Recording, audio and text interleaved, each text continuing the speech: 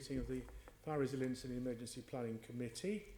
The main item today is on a discussion on the London Fire Brigade Transformation Delivery Plan, which we'll come to shortly. Could I ask everyone to check their electronic devices are switched to silent to avoid any interruptions? Members of the public may like to follow London Assembly on Twitter and use the hashtag AssemblyFire for this meeting. Can I ask Jonathan for any apologies for absence? Thank you, Chair. Apologies for absence received from Assemblymember Bacon MP, whom Assemblymember Arbour is substituting. Thank you. Can I ask members to note the list of officers on the report and ask if they have any additional interests to declare? No. Thank you. Noted. Can we agree the minutes of the meeting on the 30th of January? Agreed. Okay. Summary list of actions is item 4. I was looking at this, and although we had some more come through this morning, there's still a number outstanding, some going back quite a way. So can we chase that up, because we really do need answers before PERDA kicks in 2 or 3 weeks' time. Just before we start on the transformation delivery plan, yes, and can we note the report? Yes. As it is, yes, thank you. Before we actually get into the transformation delivery plan straight away, can I ask Fiona, as the Deputy Mayor, who includes resilience, as we include resilience, to give us a short update on where we are with the coronavirus? Absolutely. Thank you, Chair. Members will have already heard from the Mayor earlier on his determination to make sure that we have the best information and the best advice available to protect Londoners, and we continue to monitor the situation closely, and should the advice from Public Health England change, we'll be prepared to take the necessary action to protect Londoners' health. And I think I'd stress that we would advise people to follow the PHE advice.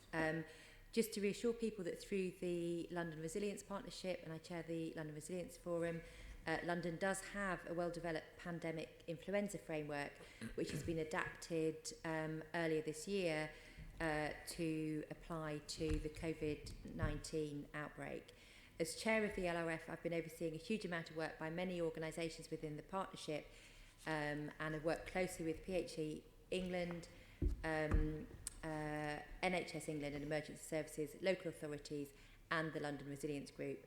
We have established a strategic coordination group now, which met this week, and we'll have regular meetings to coordinate London's response. So this is a fast changing situation, as I know members are aware, so we will review the arrangements as it develops, and I will, if any members want any information on any of the arrangements at any time, I'd be happy to brief members individually or collectively, and just to note that I will be coming to the Health Committee next week.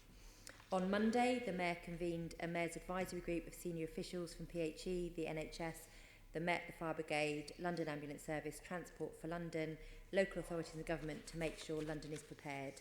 And I'm sure if you've got any questions about the arrangements at the London Fire Brigade, the Commissioner would be able to update you on that. Leonie? Thank you, Chair. I noticed that you didn't mention that the Mayor had been in attendance at COBRA, and obviously there's been the first meetings of COBRA this week to talk about the impact of the coronavirus nationally, but obviously it has specific relevance to London, given that we have almost 9 million people living here. Obviously you might not be able to tell us anything that had been discussed there, but can I be assured that London is being represented there by the Mayor? Well, as you rightly say, he wasn't there. What I would say is that myself, this building and many of the organisations that are represented within the London Resilience Forum are closely in touch with relevant government departments. For the London Resilience Forum, this is through MHCLG. It is important that we make sure that all the relevant voices are heard, and as you rightly point out, London is strategically important, and I think that should there be a COBRA where it's more London issues that are discussed, then I'm confident that the Mayor would be included another time. Could I ask Andy, I presume we've got contingency plans in the event of a major outbreak affecting our own personnel? Yes, so we've already stood up our corporate continuity plan. We have a working group that is effectively working daily because it's such a fast changing situation. I'm holding weekly, effectively gold meetings, so commissioners, continuity group meetings, which are minuted with a clear set of actions to consider how the virus might affect our service delivery. At the moment, I'm very confident that as the figures currently stand, there is no impact on our ability to deliver our service to Londoners. Okay, thank you for that. I mean, presumably if somebody on the watch has got it, then our watch will presumably have to self-isolate. So we're just working to the Public Health England advice. So without wanting to go into the detail, it actually would not work like that necessarily. So we will work to what is changing advice based on a growing understanding of the virus, and we will be aligned with all the other government and emergency services in that respect. Okay. Anything else? In which case we can move on to the main item of the business, which is the Brigade's Transformation Delivery Plan. And can I welcome our guests Fiona Twycross, Deputy Mayor, Andy Rowe, London Fire Commissioner, Richard Mills, Deputy Commissioner for Safety and Assurance, and Sue Budden, Director of Corporate Services. We've also got Tim Powell, Assistant Director, People Services, and Susan Ellis-Bunce, Assistant Director for Strategy and Risk in support. So perhaps I could start off with a general question to you, Andy. Can you summarise the main areas in which you've identified the Brigade needs to make change and improve, and how does this differ from the previous focus and expectations of the organisation? So I think I said in both my confirmatory hearing and at the Budget and Performance Committee, I thought one of the most striking criticisms of the HMIC FRS report was that we did not have a strategy in the first place to deliver our integrated risk management plan. So the corporate plan itself, it is something new for the London Fire Brigade. I delivered that within a month as promised. What that sets out is 4 main areas or strategic pillars which I think we need to demonstrate considerable improvement and transformation across. The first is the best people and the best place to work, which is indicative really of the fact that our service delivery is based on the quality of our people, their motivation and their ability to deliver our service professionally. The second pillar is seizing the future. That is about becoming a learning organisation. It is about drawing learning from external bodies, from best practice across the rest of the national service, from our own people, and ensuring that we are adapting with London to deliver the service. The third is delivering excellence, because professionalism and the quality of our service to Londoners has to sit at the heart of what we do.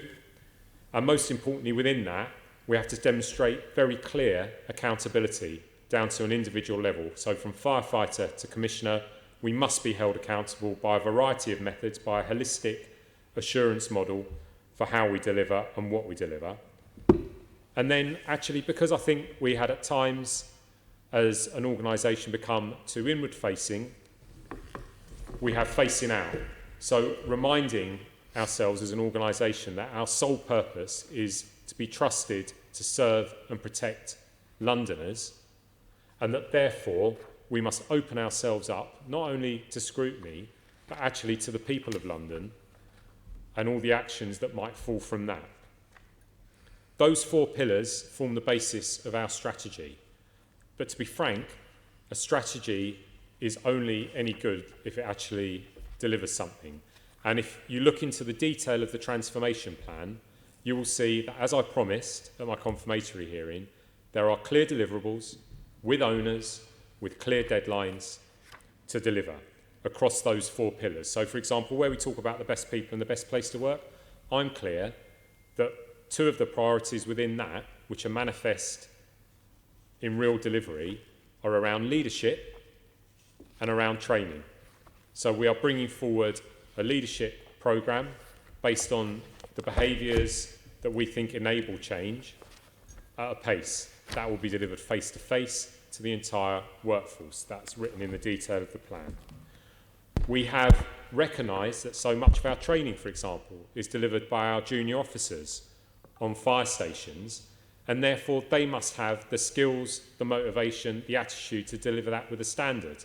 So every junior officer, by the end of March, will have received a Train the Trainer course, and we will build upon that. If I look to delivering excellence, for example, you'll see that we are looking very carefully at what assurance means for the London Fire Brigade. We will be setting up an independent audit committee. We are just in the process of agreeing the job description for an independent operational assurance advisor who will answer directly to me, will have complete access across the organisation so that I can be assured of what the delivery of this plan looks like.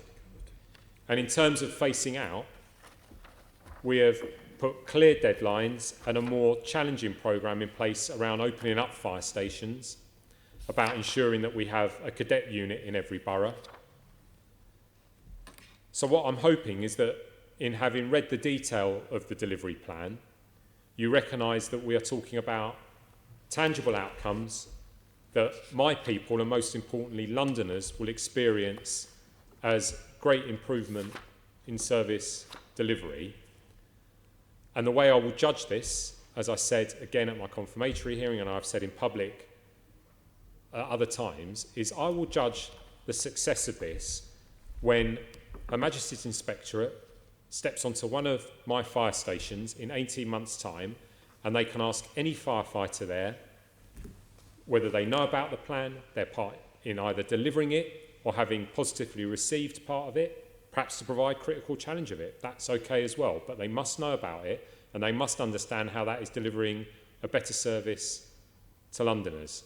And perhaps I'll finish with the most poignant example of one of the promises I've made and one of the things which was my absolute priority individually in terms of facing out, and that was to meet the Grenfell families. And I've begun to do that. So last week I met with two separate groups, one individual actually and one group, who between them had lost over 30 members of their family.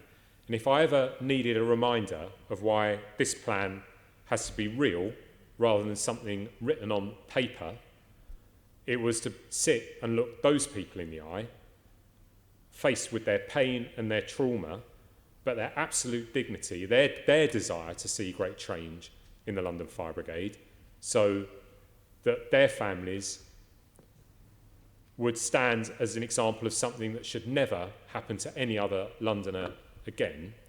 And that has given me great motivation to deliver this plan.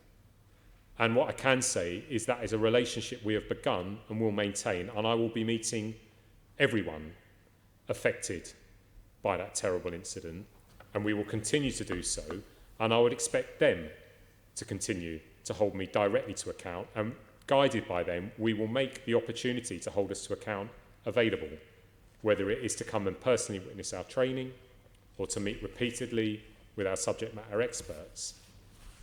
And I think they will provide us with the greatest form of scrutiny as well. Well, thanks for that introduction. We'll go into the detail on some of those things shortly. But can I ask you, Fiona, what areas requiring change and improvement are of most concern to you? And equally importantly, how do you explain how the need for urgent transformation went unnoticed for so long? Well, that's two questions, and I think if I answer the second one first, I think that one of the things that in the autumn we had a number of reports that were very difficult reading, and I think shocking in a lot of cases. And I think one of the things I'd say is that the lack of an inspectorate for so long had meant that sometimes some of the processes in place in terms of peer review were maybe a little bit too cosy. So you could have it's not the case for all peer review. Good peer review can be challenging, but it's quite clear that lifting up the stones and looking at the nitty-gritty of the organisation hadn't been done effectively through the processes that were in existence. So we funded peer reviews, we got the feedback, we maybe made some changes, but things didn't really stick. And then you had the issue that actually the culture of the organisation, and I think, so these are linked, and the culture of the organisation, I think, is the key point that I'd like to sort of focus on in terms of what I think my priority has to be, is that we've talked about culture for a long time and the need for culture change. Actually, when you look at the Grenfell Tower fire, what you see is that if you don't have an inclusive culture where you have diversity of thought, which is clearly as important as diversity in terms of demographics. If you don't have that diversity of thought, if you don't have a culture which enables people to do more than follow the exact rules to the letter, you're not actually sort of able to protect Londoners as best you can as a brigade. So for me, that culture change piece has to underpin every single document, every single plan and every single objective, because if you don't change the culture, you can learn the lessons, you can implement change in the short term, but it's that culture change piece and making sure that people do have that agility of thinking when they're faced with something they're not necessarily expecting or something that they haven't seen on a regular basis, so that Londoners get the absolute best service and the absolute best protection they can have from the brigade. Okay, thanks for that. So, do you think the work that the Commissioner and the executive team is doing is sufficient to ensure the change and improvement that's needed? And how ready and able do you think the brigade is to make change happen quickly and successfully? I think that we're 2 months in, so the Commissioner's been in post for 2 months. I think that the foundation's been laid, but there's clearly a long way to go. And while I agree that we need to do things quickly, we need to see change quickly, we need to make sure that some of the things that were clearly identified by the HMIC, FRS and the inquiry are addressed.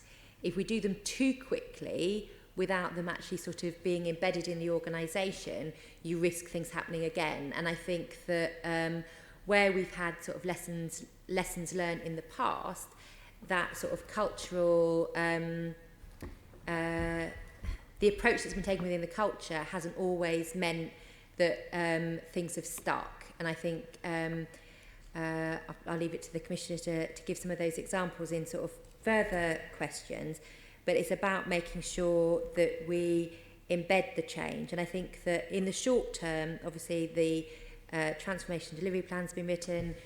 We've seen an advert going out for a Director of Transformation, and I think having that role as a sort of permanent member of staff rather than it just being given, and I think the consultants have been great. I wouldn't want to say that consultants the Brigade's been working with haven't been helpful in terms of stretching people in how they see the transformation process, but making sure you have somebody who's there to make sure we have an ongoing transformation and don't see transformation as something that happens this year and next year we can all have a sigh of relief and the Brigade can go, oh, thank goodness we don't have to do transformation this year. Transformation has to be constant, otherwise you do not see that embedding of lessons, you do not see that agility, and actually there's some practices within the organisation in relation to human resources, how people are managed, that actually would look very out of date if they were sort of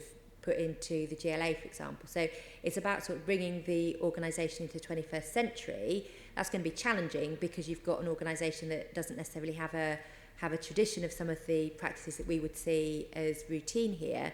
But actually it's about making sure that we both make sure that the things that need to be done immediately done effectively, but actually you have a real understanding about how you get a transformation delivery plan that's been developed in the centre, resonating and being understood and accepted and delivered by the people on the ground.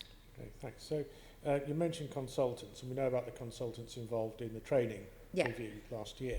What other external consultants have been engaged, and what sort of recommendations have they come forward with for immediate change? Do you want to answer this one? I can answer this one. Yep. So we've used a company called Engage, contractors called Engage, who are leadership and transformation specialists, have worked with other very large public sector and private sector blue chip clients.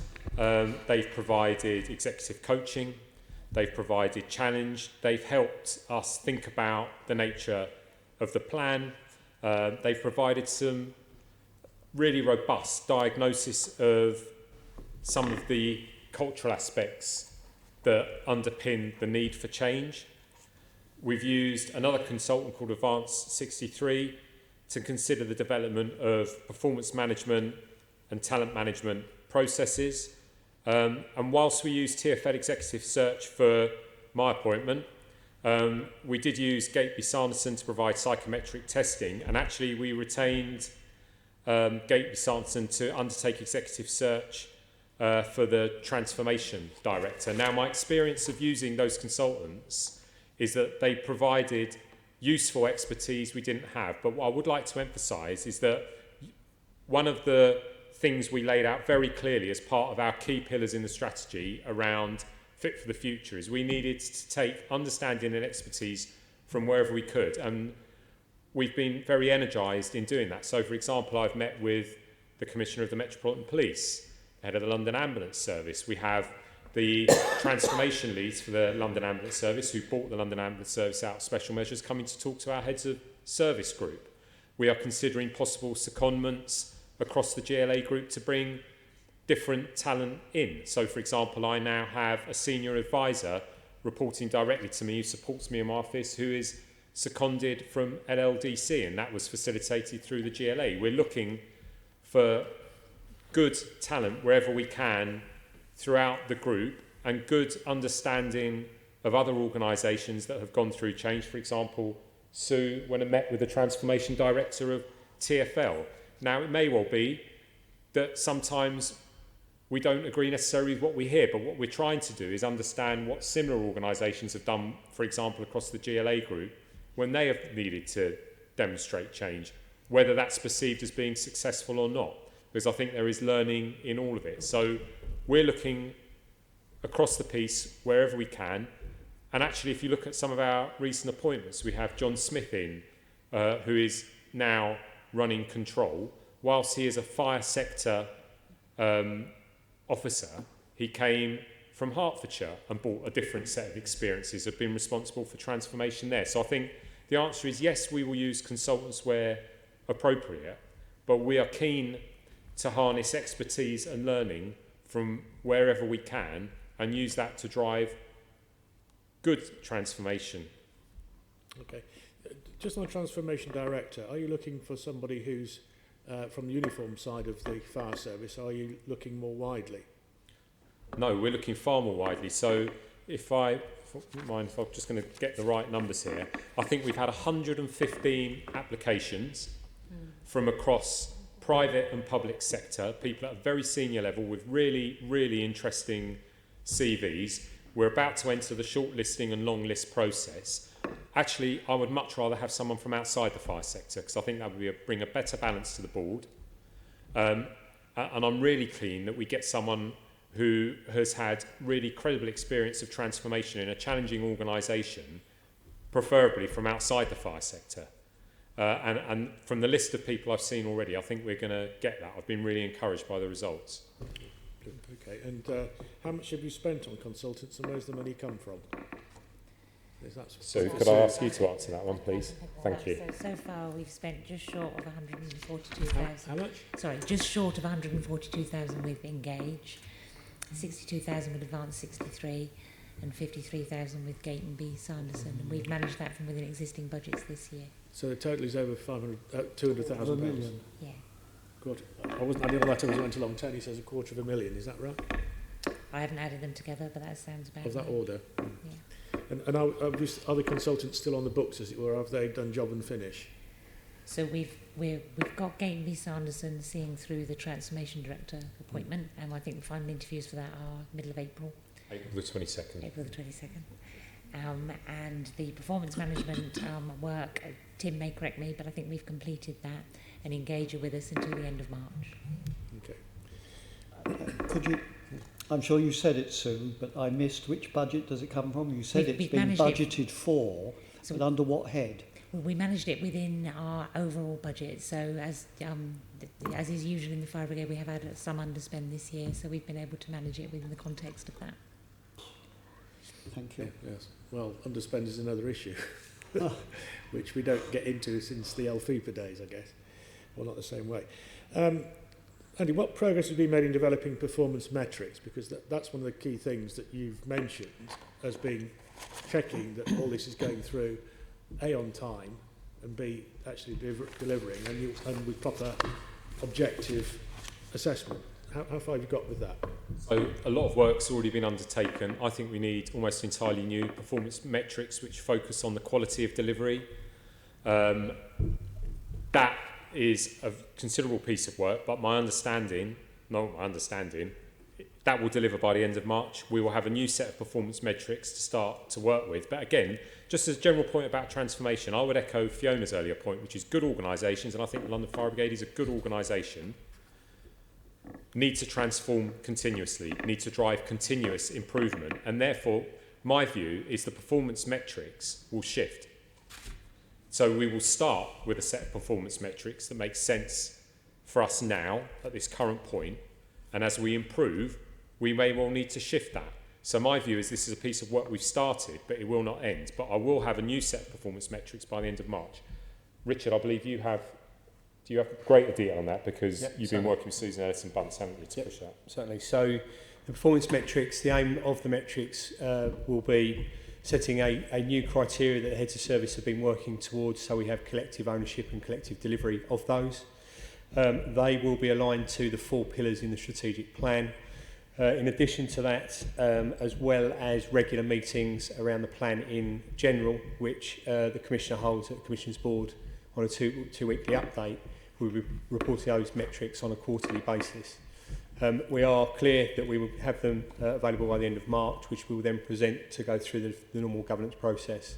Exactly as the Commissioner has said, because some of them will be new, we'll be considering what those targets will be for those metrics. What we don't want to do is set targets that are too low, but we need to be realistic on getting a feel for what those actually feel like. So those metrics will adjust over time to make sure that's fit for purpose and they are challenging enough in order to see definite improvement.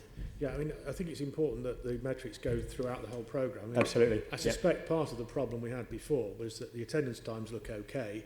That's a top line metric, and presumably, I suspect, a lot of horrible stuff underneath just went by the board because people saw the fire engine turning up on time. Yep. So we've worked with members of the GLA family as well around what that may look like dashboard-wise to allow us to look at what that is as a corporate basis as well. And then going forward from there, we'll be looking at what does that mean for departments and heads of service on those metrics. Yeah, can you assure us that you'll share those with the committees so that we can... I'm more than happy once they're finalised to share them with the committee, yes. Okay. And I think that the last one from me, Andy, how have the staff reacted so far to your new vision and the proposed transformation? I mean, I saw you give your party piece at the exercise last week to the assembled company, which is quite a lot of people, and nobody had a lot to say back, actually. Whether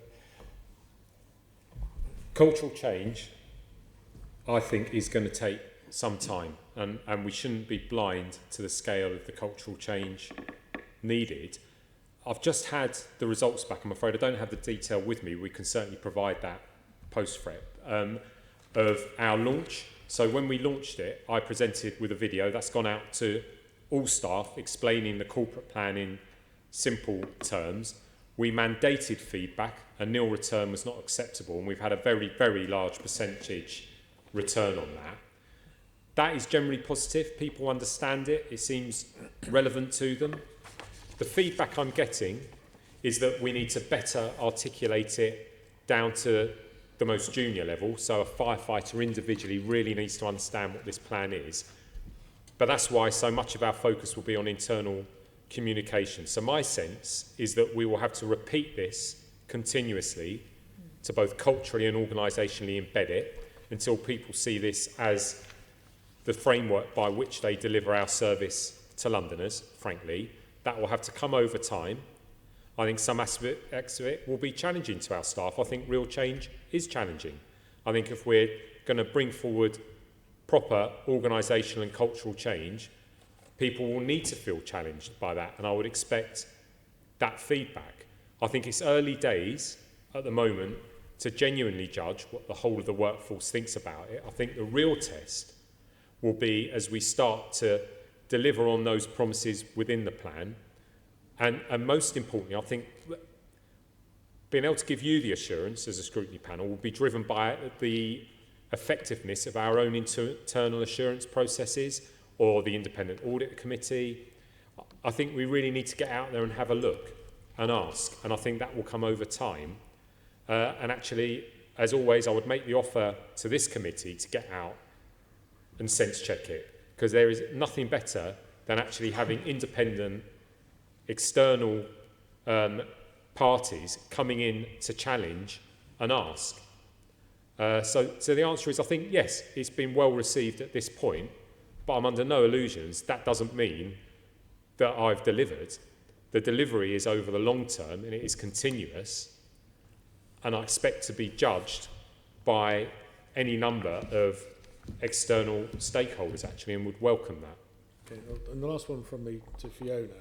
How do you personally, as the Deputy Mayor, monitor and ensure progress is being made? What performance management processes do you have in place? Well, I think this is going to be a really key part. I mean, it's a key part of my role overall. So I think I've mentioned to the committee before that I have regular meetings with the Commissioner, regular meetings with other members of staff, and I have a monthly meeting at which performance is, I get a presentation on performance, and sort of we discuss performance in some detail there as well. And so I think that one of the ways that I will make sure this is done really effectively in the future, recognising that maybe we haven't always had the right metrics maybe, is that I have discussed as well what type of metrics I think would be useful, and how the need for metrics, the need for KPIs, even in the interim phase, is one of the vital ways we can make sure that things are on track. And I think your point about sort of we've always focused on the or sort of the top line being the attendance times, although I would say that I do go into a lot more detail than that in the monthly meetings I have, is probably fair. And I think that as a fire authority before and now, I think that we've maybe looked at quite top level stuff. So it's about how you drill down. And I remember one member of the staff at the Fire Brigade once told me that you get the data that you ask for. So it's about making sure that we really identify which data sets we want. So what is it we're drilling down in, and then sort of where are the chinks in those, and what haven't we asked for, and what does that tell us? And I think that the other thing is sort of putting in additional assurance to make sure that the recommendations from the GTI and the recommendations from the HMIC FRS are carried through.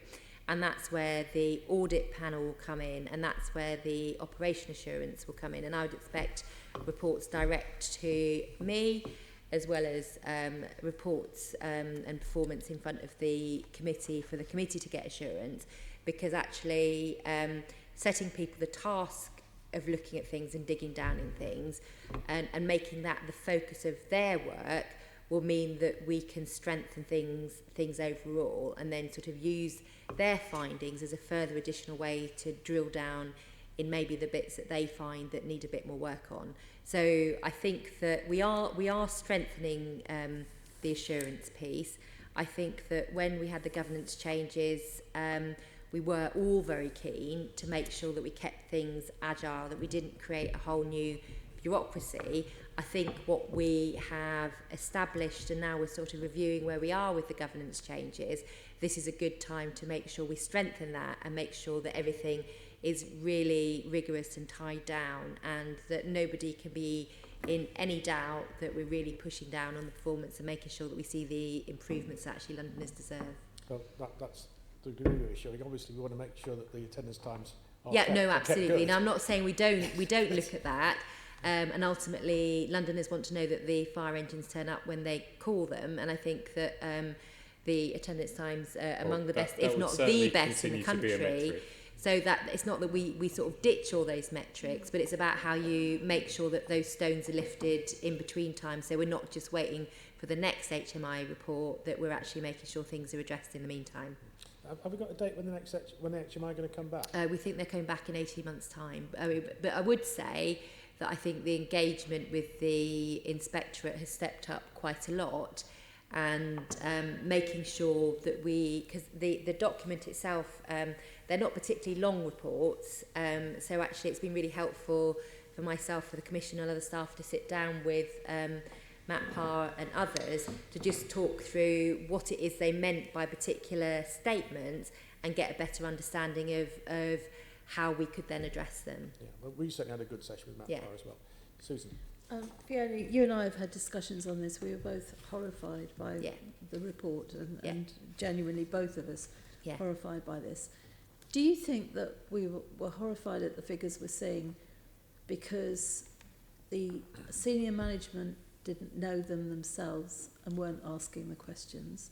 Or do you think the senior management just were not telling us or making this information available? Because sometimes it's very difficult to ask questions when it looks like everything's fine, because lots of us on the committee are totally involved in the brigade, understand it and understand what a good organisation it is, but clearly there were so many issues. But I really, it's a worry to me as to were we kept in the dark over what was going on, or did the senior management not know themselves what was going on?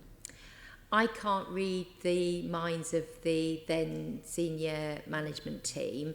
I would like to think that nobody deliberately kept us in the dark. That wasn't my impression of people who we worked with.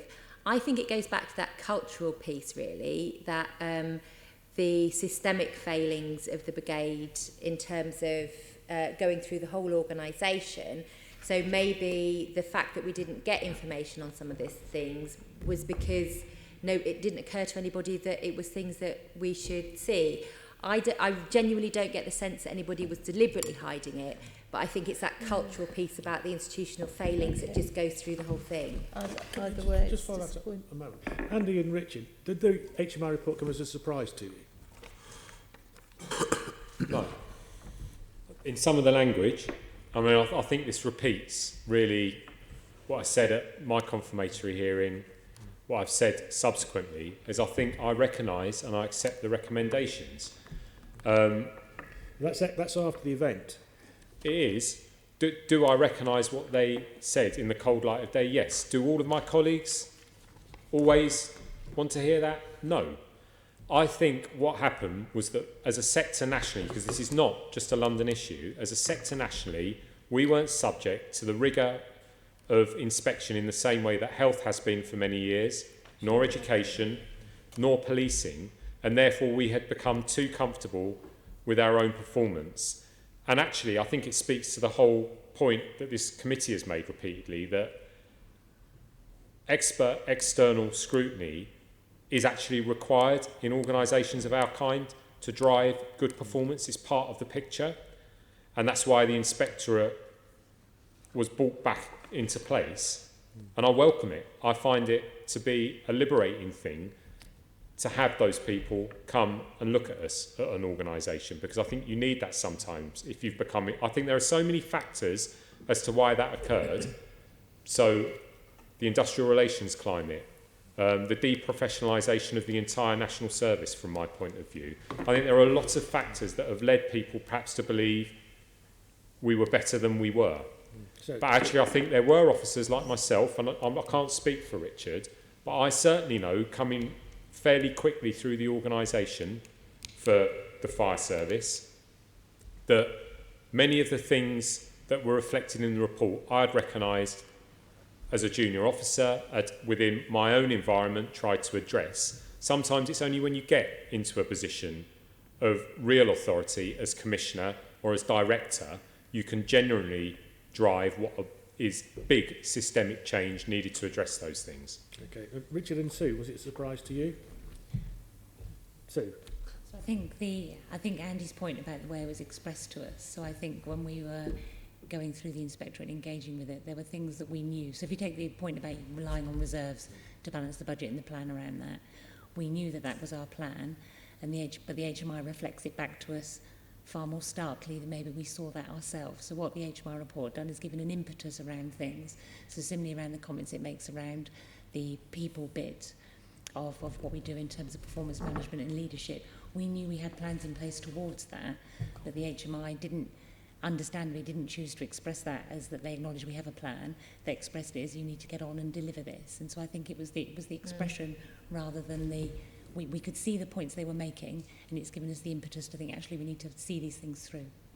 Anything to add? So it wasn't a surprise. The areas that were covered and some of the ones identified, we were recognising those and on the journey. I think the main point for me that I got from the report was recognising, acknowledging about the speed of change and the need that we need to be much more agile and quicker in how we did it. Areas such as revalidation, driver revalidation, all those areas, we absolutely recognise they're areas that we need to improve. And that is one of the key parts that we're doing within this transformation plan. Okay, I mean, all I can say is I certainly appreciate your honesty, but I can say I'm sure from Fiona and I's, because we've talked about this, we would have much rather had the honesty from all sorts of officers, and not just pointing finger, a lot earlier, because the disappointment, I can certainly say, across party with Fiona and I was staggering. So I'm glad there's honesty now. I'm deeply upset that it didn't come earlier, because change could have been brought about earlier. I'll move on to the next set of questions, and it's headed the best people and the best place to work. So Fiona, has the Fire Brigade failed to put in the basics of making sure that its people are developed to achieve their potential? I think that, I referred to the fact that some of the practices around appraisal that are being introduced now are things that at City Hall, for example, people would be very familiar with. So I think part of it is about bringing it up to date, making sure that actually, as part of the culture change, people have that sort of continual review with their manager and line manager about where they want to go, what development needs they have, and so forth, which we would see as routine. So I think, for example, they're introducing 360 appraisals, that's correct, isn't it? Which a lot of places have as routine and have done for some time. So I think this is really good, but actually when the whole organisation has to do it all in one go and sort of learn things from scratch, obviously a lot of people have been in the brigade a long time, so they've not necessarily always sort of seen what's happened elsewhere. It's actually quite testing for the brigade, and I think that the getting the basics right about people services. I know that Tim's done a huge amount of work, Tim Powell's done a huge amount of work in terms of modernising it. That's sort of going to have to underpin the cultural change, but also making sure the basics are got right. And I think that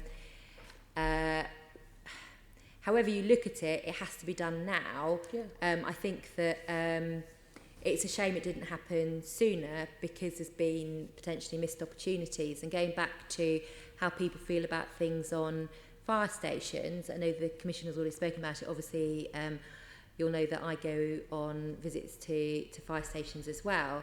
A firefighter on one station said to me that had there been an inquiry and had the inspectorate existed 10 years ago, after Lacanau, we might not have seen where the brigade's got to now in terms of the level of critique and the level of the need for change. So I think you are right that some of the basics maybe haven't been got right in the past, but in the future I'm confident that with the leadership of people like Tim working with Sue and the others, that there is that genuine commitment to make sure the basics are right. And I think even in his interview, the Commissioner highlighted the need to actually get the basics right, as well as get the sort of the more prestigious elements of the work of the brigade right. Yeah.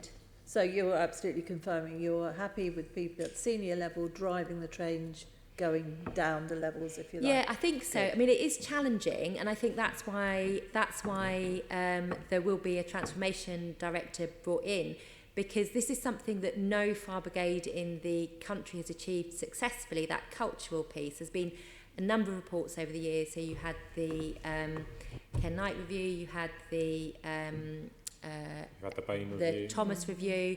So you've had a number of reviews that have basically said there's cultural issues, you need to sort of change the culture of the brigade. You've now got the inspectorate, which has also said the sort of culture and the practices within the fire sector need to change. So that's why we need to bring somebody in to sort of help understand how things get down to that level. I get that. You've got the union on board as well. Yeah, broadly, yeah. Broadly, yeah. It's as much as we can hope for, so that's good. Can I ask what proportion of uniformed senior staff and managers have actually been recruited from outside the brigade? Do you know, Andy? I think that I wouldn't be able to tell you off the top of my head, so I think that's something that we can bring back to you. And Tim, I'm afraid I'm going to have to look at you, and we might have to do a bit of work on that and have a look. Every firefighter apprentice that comes into the organisation comes from outside. So that's 250 new people coming into the organisation. There have been a number of senior leaders who've come in, myself being one. We have a new head of property who's come in from outside. We'll have a transformation director coming in. Our general counsel has come from outside. So, slowly, we are seeing new people come into the organisation. But obviously that takes time, particularly in an organisation where we don't see high turnover of staff. But where there are opportunities to do that, we're far better now, I think, at looking outside of the organisation, bringing capability in than perhaps we have been in the past. Yes, I don't think new people would qualify for that because they don't know any different. It's sometimes interesting to get people, as you mentioned in earlier stages, to get people in to see how things are done differently. Whether they're done better or worse, it's just done differently sometimes. Can you reassure Londoners that the Fire Brigade has the leaders in firefighting? They need to ensure confidence in the brigade because that's what we need to do now. Have you got any evidence of any of this? Are you looking into this now? Yes. So I still think that this is a great institution. If I was to give you a simpler summary of where I think we're at, I think we're an organisation full of great people who need to be given the right tools to fulfil their potential. That is my genuine belief. If you look at what we deliver on a day-to-day basis, confidently to Londoners, we're still that great service, that part of the London fabric. There is great pride in the service and a great desire to deliver to Londoners. What I acknowledge in understanding the recommendations within both the reports is that we can do it better, but that's the mark of a good organisation. Any great institution, any good organisation recognises you cannot stand still and you have to continuously transform. I am very confident, particularly because we are very clear in our messaging now, that I have the right people to deliver a great service to Londoners. And if people are found wanting, then they can't be part of that service. That is also part of the cultural change. Okay. Now, how are you going to make sure that continued development is provided and this is a big thing, that the staff go on these training courses? Because we thought they were happily being trained all the time, didn't we, Fiona? I mean, so how can you absolutely assure us, and how are you going to make sure that they do go on the courses that they're supposed to be going on? In a mixture of the metrics, in terms of our assurance, so it's going to be a mixture of things really, by ensuring I actually agree with Fiona. I think it's about the culture. It's about personal ownership as much as anything. So if you're a head of service responsible either for ensuring that your staff are being adequately trained, you are going to be held to account for that. Actually, if you're the head of training, you know that you are broadly responsible for ensuring we do meet those metrics and that you understand that you are going to be scrutinised rigorously, both internally and externally, in doing so. That's the answer. So you'll have flags that will show up if people are supposed to be on courses and they're just not doing it? I don't think that's again, to be clear, I don't think that's a particular issue at this point. That's not where I think the greatest risk lies. I think the greatest risk lies in the quality of training delivered by our junior officers on fire stations who are there every day delivering training, and that's where I particularly want to invest our effort in around training. I know, I'm thinking back to the drivers that were supposed to have been trained and weren't being trained. I do think some of that, again, was about the information as the HMIC understood it as well. I think that's something about our ability to provide consistent organisational information. But I do think... So is the Inspectorate wrong on that then? I think that we provided perhaps the wrong information. What I can tell you is that from the point I've taken over and looking forwards, we are already setting a different cultural tone, and we are sense checking and we are checking again, and I am confident that we have the systems in place to ensure that people get trained at the right point and to the right standard, but that will be subject to continuous improvement. Okay, you can understand our nervousness because we've sat through these meetings enough time and being told everything is fine. And so we are nervous going forward, but I do hear what you say, and we have to have faith. Has the work to define requirements of all leadership at all levels in LFB completed? You said at one point you were going to do that work, requirements of leadership at all levels. So does that form part of what you've been talking about? Yes, so we've defined a leadership framework which is primarily based on the 3 behaviours, which is compassion, togetherness and accountability, that are what I see as the key enabler, just been handed a booklet, the key enabler for driving the change I must bring about. It's manifest in this booklet, and it will be the underpinning framework for a really large-scale delivery programme to all our staff. Actually, Tim, I think at this point I could reasonably ask you to give a bit more detail. Yeah, so the leadership behavioural framework that Andy's just kind of waved there, I mean, effectively what it does is it expands those 3 behaviours that are fundamental in underpinning the transformation delivery plan and the strategy of, you know, compassion, togetherness and accountability. What it does is it sets out 27 behaviours within a framework, and it sets it at 3 levels. There's for those people who lead the organisation, so our level and the behaviours that we're expected to demonstrate. There's that middle management cadre and what they're expected to do, and then there's frontline leaders and frontline staff and what they're expected to do. All of our leadership development will be based around that behavioural framework. The way that we manage performance and talent through our appraisal process will be based on that. The way that we succession plan will be based around those behaviours. So it isn't just a booklet that's kind of a nice to do and sits on somebody's desk and we kind of wave it about a little bit. It will have real substance in terms of what it means for people, and there will be a consequence to people in terms of how they adopt those behaviours, both positive and negative. And as Andy said, if for some reason people just don't want to adopt those behaviours in terms of a leadership framework, then you can't lead in the London Fire Brigade anymore. That's how serious we are getting about this going forward. Okay, and we'll presume we can have copies of that. Yeah. Absolutely, yes. And what sort of timeline are you giving them to agree and show that they agree with these so the top 50 managers in the organisation will be going through a 360 process within the next 2 weeks based on that leadership behavioural framework.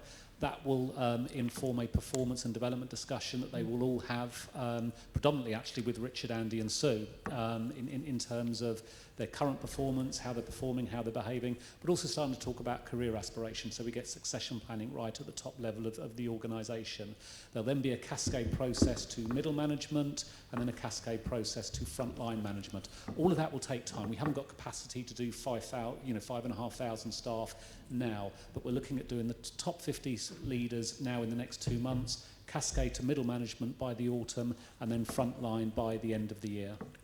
And I think what I'd like to add to this is a promise to this committee, which is, whilst I'm leading the London Fire Brigade, leadership doesn't end. This is my number 1 priority, because good leadership is what drives good behaviours, which is what drives a motivated workforce, which enables us to pull through what is a complex and detailed delivery plan. So that leadership programme doesn't end. That is embedded from the day you walk in to the day you assume your post as a commissioner. It has to be front and centre all the way through. I get that from you people, absolutely, but we've all established that a big cultural change has to occur, and I know exactly what you mean by that. So just as an example, in the top 50, if you get sort of pushback on, which seems to me is to be quite a cultural change, if you get pushback, how will you deal with that? Through a good performance management framework. So you'll be basically you'll be robust. Yes. Fine. I like robust. Good. Okay. What progress has been made in designing a new suite of leadership development programs beyond what the ethos of it?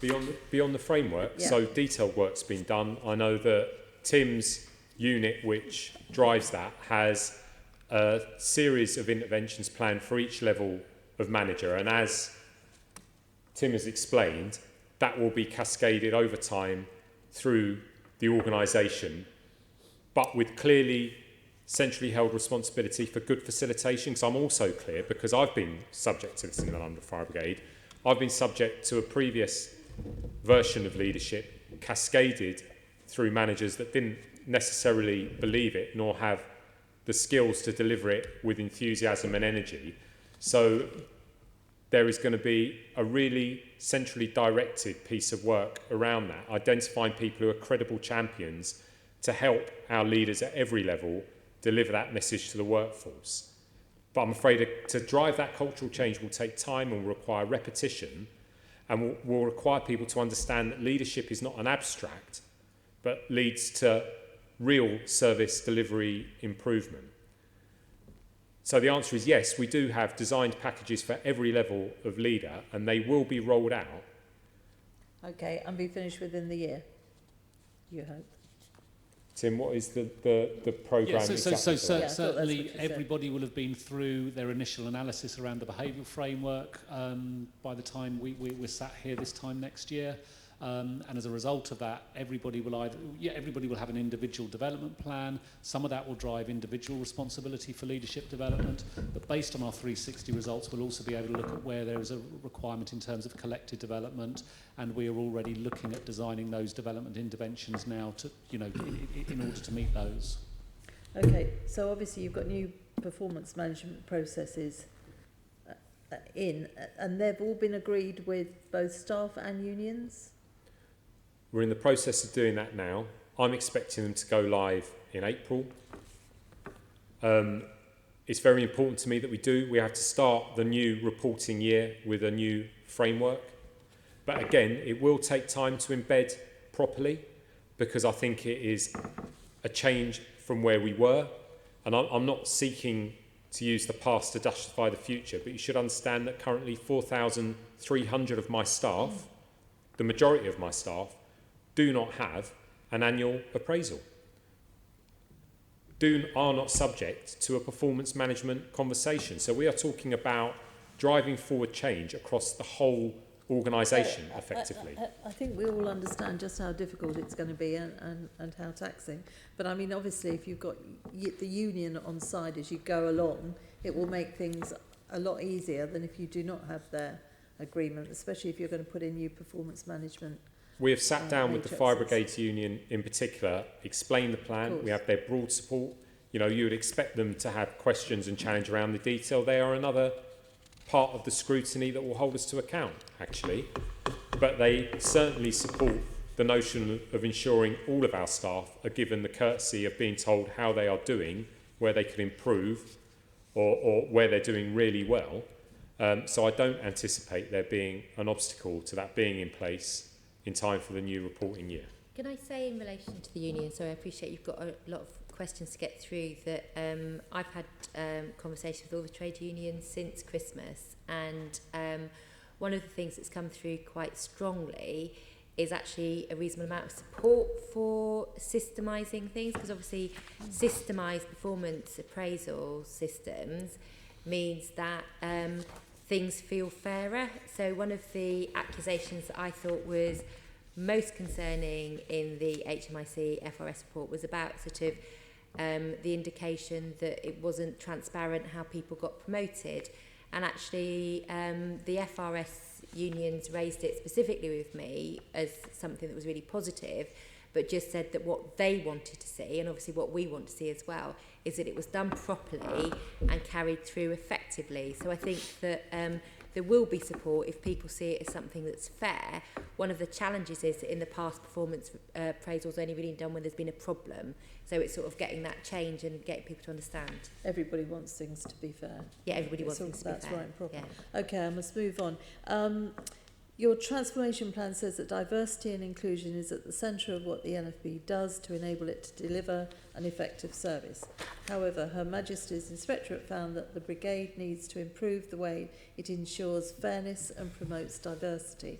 What is your response to this, and what action has the LFB taken to address this concern? If I can ask you to be as brief as possible, because yeah, of course. So we're implementing an entirely reviewed and refreshed diversity and inclusion plan, which covers everything from inclusion within leadership, encouraging diversity of thought and therefore delivery, seeing it as an enabling tool which improves everything we do. I think it's fair to say that work had started on that before this plan itself. Hasn't it? Gone on for years. But actually more recently, since the appointment of Tim, which is, I think, perhaps a reflection of bringing in a view from outside the organisation, we completely refreshed our recruitment practices. That is reflected in the positive upturn, particularly in the recruitment of women and those from the BAME communities.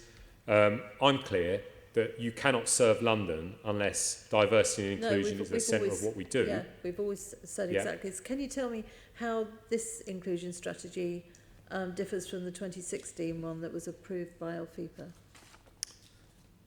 I can turn to Tim to give the detail, but I suppose from my perspective as the leader of this organisation is it has to be communicated much more effectively to everyone within the organisation, and that people have to understand, regardless of their own background, why it is so important. I think that this is much more about facing outwards, our service outwards. I think the last strategy, I'm afraid, was too inward facing. Whereas the focus of this is about how diversity and inclusion best serves the people of London. So in a general sense, my focus with this plan is about putting great effort into internal communication. Again, something that will not come to an end. Diversity and inclusion is like leadership. You don't have a programme that then ends. It just carries on. It has to be embedded in everything from the behaviours to the detail of the training programmes around leadership. We have to consider it in the way we even deliver training to our own staff. You said you thought it was too inward looking before, and now you're saying that you're going to let everybody know about it more internally. No, because that is the key to getting people to face out. It's in the language used and explaining why it's important. I think in the past, diversity and inclusion has been very focused on the makeup of our workforce, which is entirely correct. It has to be different to best serve London, but on internal behaviours. There's been a great focus on that rather than really explaining why this is vital to our service delivery, and that is what I want the focus to be. I mean, perhaps Tim is responsible for the finance strategy. Very briefly, what your question, Susan, in terms of what's different from this one compared to the 2016 one, is this diversity and inclusion strategy will talk to our organisational strategy. If I look at the 2016 diversity and inclusion plan, the Safer Together plan, it didn't talk to an organisational strategy. It was a very long list of actions, but I wouldn't be able to articulate an organisational strategy from it. This diversity and inclusion is going to be around best people, best place to work. It's going to be about seizing the future. It's going to be about being outward focused. It's going to be about delivering excellence. And anybody who looks at that diversity and inclusion strategy and the actions that fall out of it should be able to narrate our organisational strategy from it. Okay, well, good. Well, we all wish you luck with that, because it is absolutely vital that we reflect London's communities better. But I do know we have really looked at different things over the 10 years I've been associated, but good luck with that. Can I ask you, how do you plan to quality assure training within the brigade? Richard? Yep, certainly. So we have a number of processes or a tiered approach in relation to assurance of training currently. So we have the subject matter experts, which actually set and specify the training outcome and commission the training through either our own Babcock providers or other providers as well. Part of that process is that they will agree the frequency in which they will check and assure the actual training itself to make sure that it's fit for purpose and that it meets the extent policies and complies with the various legislation. The frequency at which that is looked at is dependent on the risk criticality of that function. In addition to that, we then have the operational assurance officers that will go in and assure the training that's being delivered on the courses, and they do at least one course per year per course to make sure that the learning outcomes, what's been set by the training behaviours and the facilities, meet those appropriate requirements. And then going forward, that is recorded on the quality assurance database, which then, through discussions with our contract providers, through our training department, we then look at where the patterns and trends are and where there needs to be improvement. As of April this year, the ongoing maintenance of professionalism, the DAMOP process, which is a function around maintenance of skills on fire stations, they'll be looking and examining that on fire stations and doing a review on fire stations to make sure that people are meeting that and are compliant with it, and feeding that information back to the Assistant Commissioner of Fire Stations. Okay. In addition to that, we also expect the station commander in charge of that station to do a quality assurance function at the end of the quarter, one per watch per year, so there's 4 watches, so they cover it every quarter, to make sure that the training that they've delivered over that period around maintenance of skills meets that requirement. That is also fed into the quality assurance database. Okay, so that whole review is scheduled to be completed by April this year, yes? So the review that's been spoken about, is that the independent review of training that's being discussed? Because we're reviewing the department as well. Right, by April? The actual review of the training department will be extended beyond that. The previous meeting we had here, we talked about the contract, review of the contract and the processes to put in place. You may recall that we had a conversation around up to 3 years to phase that in. So up to 3 years, okay. My last question. That's the Babcock contract. Yes, that is, yes. Not the that's the major change element not the of the fire contract. station training. No. Yeah, so the DAMOP process and the functions around quality assurance will be in by then, yes. Okay. Last question of this section is to you. So what progress has been made on the Mayor's intention to deliver a transformation fund, and where will the money to fund this transformational fund come from? So we've set up a transformation fund of £7.7 million. We've put that in the reserve. That's to fund the costs that we've identified so far. So we've been clear with the transformation delivery plan that this is towards transformation, it's the beginning of our transformation. So we've identified the costs that we can see so far. So this is on the basis that we'd spend an estimated £3.5 million next year, 4.2 million the year after. And so we've got a reserve of 7.7 that addresses that. We've funded that to the tune of 5.5 million from the excess on our general fund, general reserve balance as forecast as at the 31st of March, and the Mayor's given us additional 2.2 million towards that. Okay, lovely, thanks very much. Thank you. Yeah, thank you. Good afternoon, everyone. I was going to ask, actually, what steps have you taken to appoint a permanent transformation director, but I think you answered that earlier, and you've got someone hopefully going to be in place by April. So April 22nd is They'll be appointed by April. Yeah. Okay, that's fantastic. But if I can stick with you, Deputy Mayor, do you support a review of the structure of the London Fire Brigade, and if so, what do you think needs to change?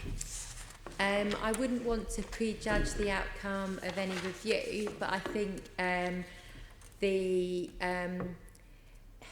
any organisation over time evolves and grows and sort of organically almost, and you do need to step back at times and say, what do we need the organisation to look like now? Some of that change has already sort of started on an interim basis with the sort of formation of just having 2 directors reporting into Andy in the meantime, not appointing an interim Deputy Commissioner with responsibility for operations, but sort of dividing that up. And I think that it would be wrong not to look at making sure that the structures that are in place make sense, not just for what the brigade is now and where the brigade is now, but actually for 5 years' time, 10 years' time, and make sure that those structures are correct. So I support it. What I won't do is prejudge any proper review, because I think I could give you my opinion, but actually that would just sort of set hairs running, and I'd rather go through the proper process. And actually, I think because members of the committee have been on the Fire Authority and do know the brigade well, I'm sure that the Commission and staff would welcome comments and thoughts from committee members as well. Okay, thank you. If I can come back to you, Andy, and maybe Richard as well. What discussions have taken place with trade unions regarding the transformation plans, and are they generally in favour of the proposals, and what have those discussions been like? So, corporately, as Commissioner, with directors, we met with the London Region FBU, for example. Meetings have been had at corporate level with the other trade unions to have the plan delivered personally face-to-face to them. Subsequent meetings have occurred at the appropriate level to start to discuss the detail of it.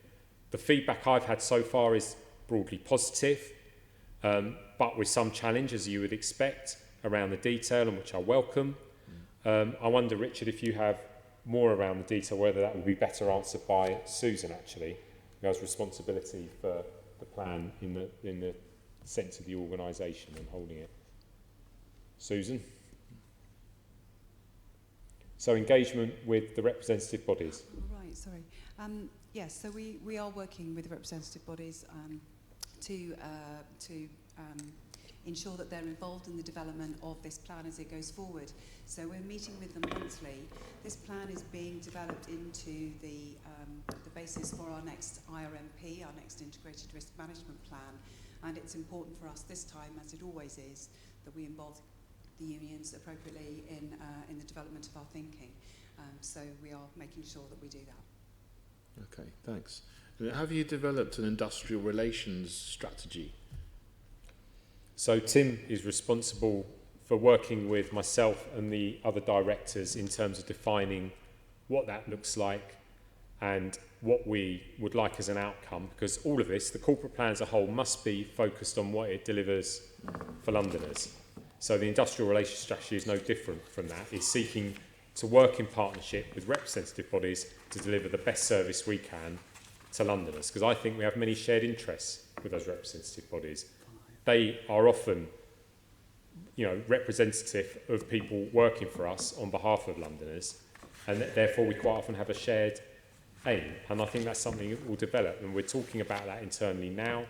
Tim has been tasked with, and his team with, drafting one which we will consider and take forward. Thank you. Deputy Mayor, if I can come back to you. I mean, do you share HMIC's concern that the operational policies of the Fire Brigade, while good and comprehensive, don't fully reflect national operational guidance? This is something that we've discussed since, and I think that national operational guidance, as my understanding is, isn't followed by every single brigade in every single instance for every single policy. I think the important thing is to understand why the brigade deviates from national operational guidance when it does. So, and I think that that's obviously come through much more clearly, actually not just from the HMIC report, from the Grenfell Tower inquiry phase 1 report. And I think that's definitely something that will be drilling down much more in future into why things deviate where they do. Okay, and you're satisfied the Commissioner is taking all the action that can be taken? I'm satisfied that he has an understanding of the need to make sure it's really clear why the brigade deviates from national operational guidance when it does. Okay, thanks. Yeah. And Commissioner, I mean, how do you think the Fire Brigade is ensuring that you are aligned with national best practice? So there's a number of strands to this. The first thing I say is we are clearly in the process of integrating our policies with national operational guidance. It's actually a reflection on the complexity, the breadth and the richness of our policies that it has taken some time to do so. And Richard is responsible for that and has the detail of that integration process. But we are proactive in terms of supporting national colleagues in that journey. We are the first to trial the new national IT system for national operational guidance. And I am very keen to adopt it as fully as possible, because I recognise that that is learning from across the sector, embodying the best underpinning professional knowledge. So I recognise the recommendation from HMIC, and we're working hard to ensure that we are aligned wherever possible with national operational guidance. So, for example, there are some peculiarities of London where we have an operating environment that's not replicated anywhere else in the country. So therefore, they're the only points where we would deviate. In terms of working better with national colleagues, I am now holding a monthly internal meeting with all the relevant heads of service to consider all the different areas in which we align and intersect, either through our participation in national working groups or bodies, whether it's NFCC or other professional forums, looking at the lessons learned and ensuring we take a consistent, coordinated approach, because I want London to be seen as an exemplar. I want us to be leading the national service in the context of good practice, but also being open and understanding that we don't have all the answers and we should take advantage of good practice from other services and organisations where that's appropriate. Okay, thank you. Okay. Thank you, Chair. Hello. Just leading on that, and Commissioner, you mentioned the strong leadership that this will need, and just going through the plan, it would need strong project management as well. Has there been any changes made to the heads of service meeting to improve project management? We're radically altering the way we both engage with our heads of service, particularly in terms of their contact with corporate leaders at director and commissioner level. We're looking at the function of heads of service meetings. The way we project manage and programme manage across the brigade will be part of the function to be taken by the transformation director, because I think that needs a root and branch review. And that will be part of their responsibility to do so. So we've started already. We're running, I think, is it monthly workshops, Susan, for heads of service? What's clear to me is that my heads of service are absolutely fundamental as a group of people to driving the change we need, and therefore they must feel engaged. They have to own the corporate plan because it is through them it will be driven, down through the other layers of management. They have to inform prioritisation as much as to be informed, and a process around prioritisation and a simplified governance scheme with better delegation is imminent, and I understand will be presented to us for consideration again by the end of March. Do you have some of the detail on that, Susan? That might help. Thank you. We're reinvigorating our approach to project management through the review of the governance that we've undertaken over the last month or so. And so we're taking heads of service through that process and what will be expected of them. Some of that will be delegating responsibility more to heads of service and away from director level, because we think that will free up time for them and enable them to focus on the things that matter most. Where projects are relatively straightforward and can be delegated to heads of service, then we're expecting more of that. But we're expecting greater rigour around the assurance processes for that. And we're looking at the establishment of a transformation board which will call to account all heads of service for their delivery, particularly around the content of the transformation delivery plan, but around other areas of their performance as well. And then we will report by exception to the Commissioner and his directors. So, the whole performance management framework is being reinvigorated and refreshed. And that's reassuring to hear. And again, it's good you mentioned, Commissioner, that it will be coming to you on a monthly basis, and it states in the improvement plan that heads of service will need to demonstrate measurable improvement each month.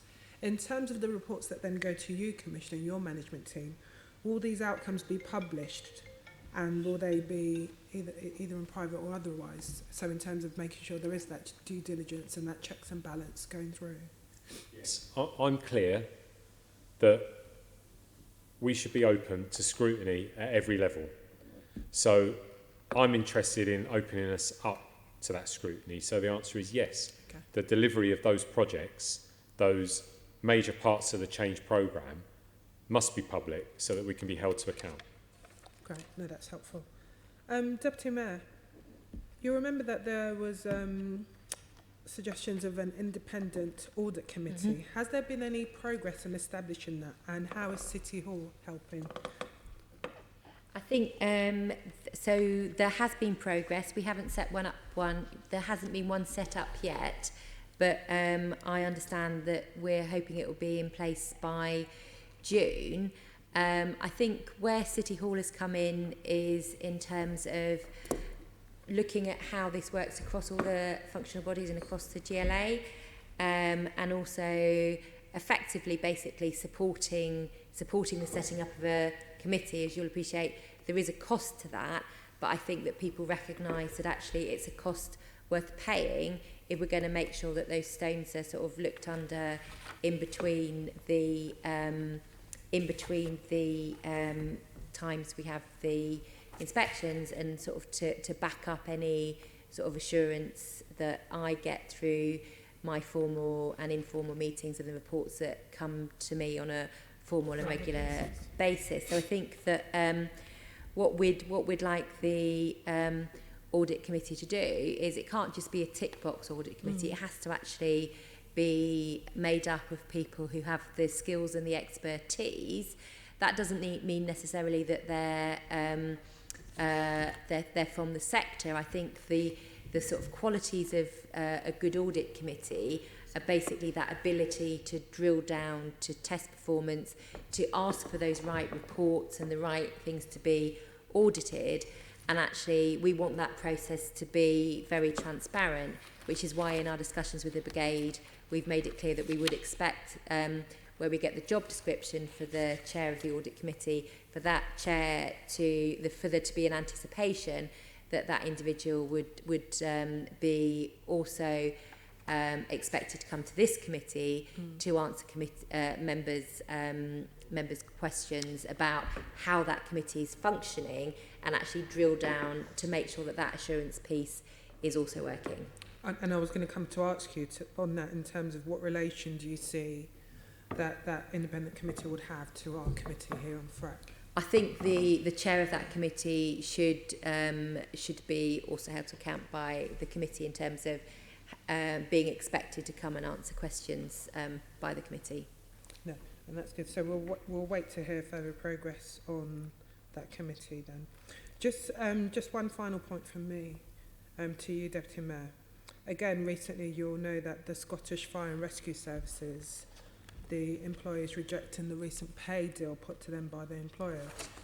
What ramifications do you think that would have for sort of discussions ongoing here? In terms of the Scottish deal being rejected, I think that it's quite difficult to take the Scottish thing in isolation and sort of apply it to London. There's quite unique sort of circumstances around it, and sort of I'm not party to all the discussions and the thoughts about what was or wasn't included. What I would say is that there's a big discussion. One of the recommendations in the State of Fire report was about making sure we have an effective system for that collective bargaining, and I think that at the moment, not enough progress can be made even when there's money put on the table, but there is a national collective bargaining mechanism. So most of the negotiations would go through that. So I think I think it's too early to say how that would have ramifications on London, because we would go through those national bargaining things for most things, I think, although obviously there can be local agreements on some aspects. Was there anything you wanted to add on that, Commissioner? No, I would echo that, which is we're part of the national negotiating mechanism. I sit as advisor, Fiona participates, but we're part of that wider collective, so we're driven very much by the national picture. I think everyone is waiting to see what effect the falling of the Scottish deal might have on the national negotiating picture. Okay. Thank you. That's all from me, Chair. Okay, Liam. Thanks, Chair. So I want to come back to something that I've talked about before in the context of delivering excellence, and this is about control and mobilising, and how we're moving ahead on the improvements. And what we talked about last time was the new Assistant Commissioner, and the bit of the restructuring, and obviously I presume that that person has responsibility for what actions have been taken so far in terms of the new control and mobilisation plan. And I just wondered if you could briefly set out for us what has been completed already and what is going to be next. So, as a general overview, the control implementation plan has been started. It is progressing well against the detail of the plan. I think you've already had a copy of as a committee. Richard, could you perhaps speak to some of the detail of it? Certainly. So the plan is set over 5 years.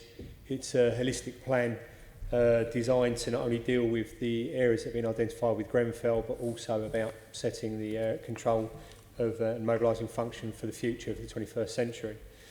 It covers short, medium and long-term objectives, recognising that there are some immediate wins and benefits that have been done. In the short term, there are 16 separate actions and objectives that have been set. To date, 10 have been completed in full. 3 are nearing completion, which I'm happy to share with you in a minute, and that'll be in the next 6 weeks, with a further 3 that are still due for delivery. One of those will become a medium-term objective. I believe the chair went to control the other day and saw some of those short-term initiatives that we've managed to implement. So part of that were, for example, a new audit process that the Assistant Commissioner will be doing down there around the training, around areas such as the 999i capability and the drone capability to increase situational awareness, agreeing around the quality assurance of call handling process and some general communication functions which allow us to communicate risk with our NFCC colleagues and control rooms elsewhere. One of the medium and long-term objectives is around the layout of the building.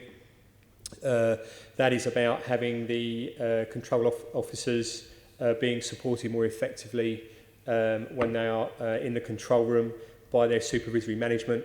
That's to increase situational awareness, but also to make sure that if they are having particular issues or difficulties, that they have someone on hand to do that. And then in addition to that, which is the long term, is around the replacement of vision as part of the normal capital replacement programme, which will be part of the long-term objectives. So there's quite some considerable work being done down there, which I'm pleased to say are all progressing very well. The other major change, which is about resilience, is around the new change in shift pattern, which is currently under negotiation at the moment. And that is with the Fire Brigade Union and the other unions down there to agree about how that pattern would work, which would improve resilience, improve training opportunities for the control operators down there. So that's quite comprehensive, and obviously if I wanted the specific detail of the actions that have been completed, the 3 that are almost completed and the 3 that are about to start in the next 3 weeks, you're able to supply that. But we don't need to go through all the details certainly, of that now. I'd go as far to say that if you wanted to come down to control as well, we'd extend the invitation to any member, and I appreciate the chair, thank the chair for the time the other day to come down and have a look. And also we had a conversation around the command units the other day. Always happy to pop into my own constituency, as one might say, because obviously it's in Merton, it's just down the road from where I live. Now the transformation plan, I mean, I think the Deputy Mayor quite some time ago, near the beginning of the meeting, talked about sort of the difficult reading of the reports that came out towards the end of 2019. One of the things in the transformation plan was talking about bringing together the Grenfell improvement plan with the HMIC action plan to be consolidated during February, which is obviously just finished. Has that been done now? That action is done? Yes. So the last cycle of reporting was separate because that's what had been agreed with the Home Office.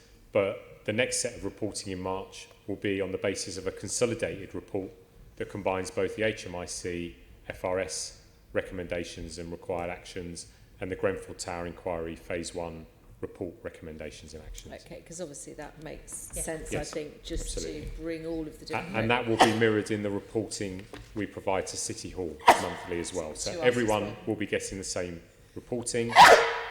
And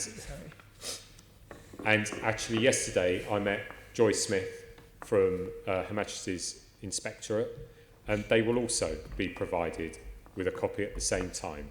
And that speaks to Fiona's earlier point about them helping us on our change journey as much as inspecting us. And you've appointed the Independent Operational Assurance Advisor as well now? Not yet. Not We're just yet. agreeing Is this the person who's going to come in, the appointment you think will be complete by April? Is that, there's a different person? No, that's the Transformation Director. Transformation, okay. And the adverts are out. We're in the first part of recruiting for that. So we've got shortlisting and long-listing diarised, and appointment April the 22nd. Right. That's the Transformation Director. The Independent Operational Advisor, we have written a comprehensive job and role description. We are working with the Deputy Mayor's Office to ensure that it can be agreed at that level and scrutinised, because that's very important, because this individual will also, where necessary, provide assurance directly to the Deputy Mayor. As soon as we have that agreed, which will be imminent, we will be placing the job advert and we will be recruiting. Okay, so you'll be going out to advert hopefully relatively soon. Imminently. Okay. And can you provide us with any further information on the role, the remit or the membership of the proposed Independent Audit Committee? We're in discussion on what that might look like So now. that's still I'm working with the Deputy Mayor's Office and City Hall in doing so. What I do know is that what I want is people who are coming with a fresh set of eyes, preferably from outside the sector, with good professional experience of audit and holding big organisations to account. Is that something you might be able to supply to us once you've completed that piece of work? Yes. No, absolutely. And when I had conversations with Assemblymember Hall and Assemblymember Dismal about the proposal for an audit committee, audit panel, I did suggest that actually, not least because it'd be helpful, that we'll make sure people see the terms of reference and potentially sort of so that you can give feedback.